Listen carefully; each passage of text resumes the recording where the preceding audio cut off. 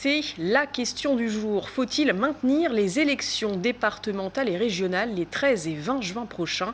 Déjà reportées de 3 mois, elles devaient se dérouler en mars. L'exécutif a lancé un grand référendum auprès des élus qui avaient jusqu'à midi aujourd'hui pour se prononcer. État des lieux avec Paul Boyer et Hélène Chaplet.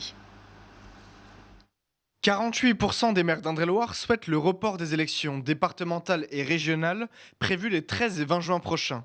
C'est les résultats d'une enquête de l'Association des maires d'Indre-et-Loire. 191 d'entre eux ont répondu à cette consultation sur les 239 édiles que compte le département.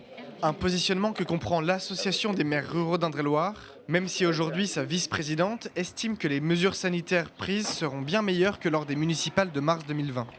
À partir du moment où les personnes pourront faire leurs courses, aller boire un café à une terrasse de café et que nous espérons d'ici là, la majorité des personnes auront pu être vaccinées, tout du moins les plus fragiles, rien n'empêcherait alors d'aller voter. L'intérêt du mois de juin, c'est qu'on peut effectivement énormément aérer et puis on pourra éventuellement le faire dehors. Le conseil départemental a sondé les principaux intéressés. Sur les 38 élus, 23 se sont prononcés pour le maintien des élections départementales en juin. Jean-Gérard Pommier, président du conseil départemental d'Indre-et-Loire et candidat à sa propre succession, estime quant à lui qu'il ne faut pas priver les électeurs de ce moment de démocratie. Bien sûr, c'est compliqué à organiser, notamment dans les mairies rurales. On en a tout à fait conscience. Mais justement, on a le temps nécessaire pour y faire face. C'est l'affaire de l'État. L'ensemble des élus et des maires, je dirais, feront le maximum.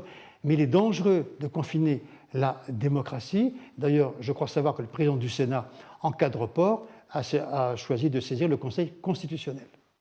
Un débat parlementaire doit avoir lieu dès demain afin de déterminer si les conditions sont réunies pour maintenir les scrutins.